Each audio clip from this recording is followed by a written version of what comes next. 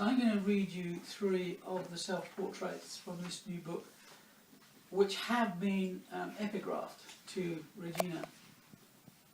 And the first one is epigraphed to Regina's poem, An Experience.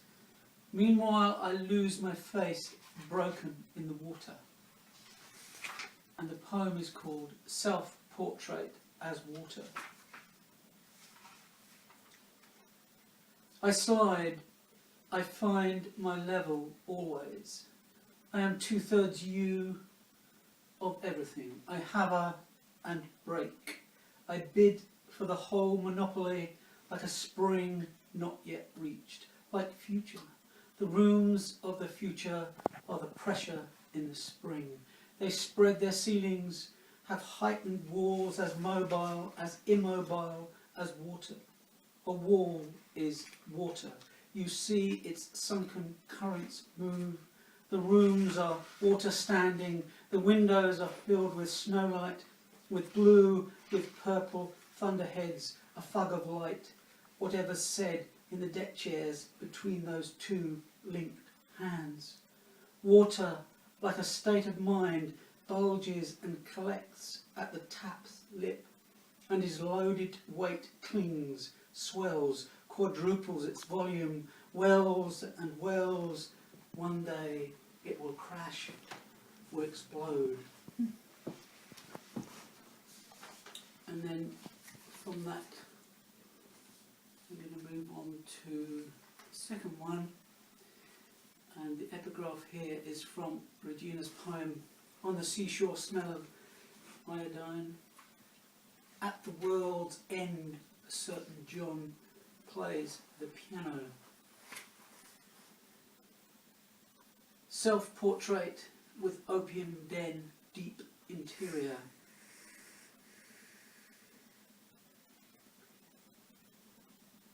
Pain, you are the stifled heliograph which continues to flash, trying to flash out the brain. You're the text which quivers, save yourself. Pain, you seem to skulk and mutter and sift between rib and vertebra, a little like Yevtushenko's salt. You filter, it seems, from ledge to ledge. Pain, you inhibit the interstices you drop into, like dead things letting go.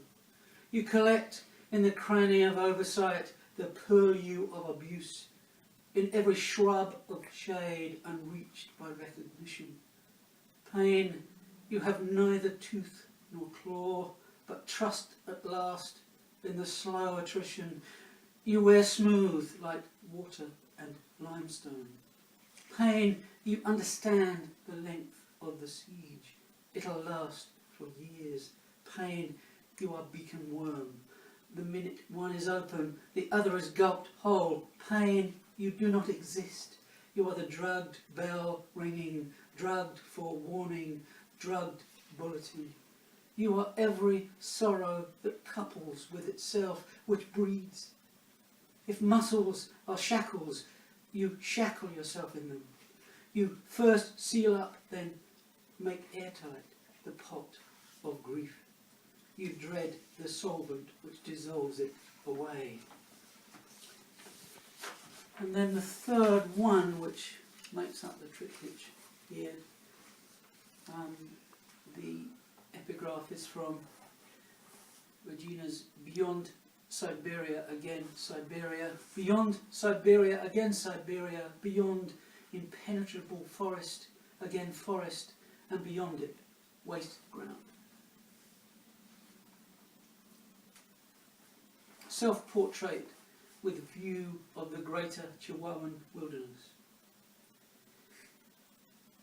From this angle, you can pan over all those cracks in the ground to zoom in at very high speed on the crack in his lip. So this is the lip crack itself, close up, roughly at the centre.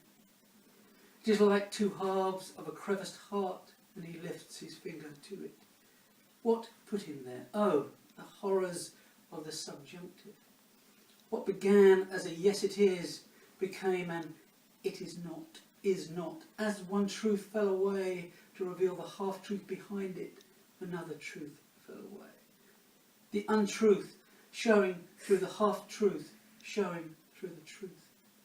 When he looked at her, he knew he did not know what thought lay behind the thought or exactly what might be contained in it. The wilderness opened. If trust was a crumbly levee, it collapsed and fell in, and what poured through it was doubt, pure like air, like sand, like dust. What began as, yes, it is trust, became the wilderness, and he stood on his own out there among 1,500 square kilometres of uncertainty.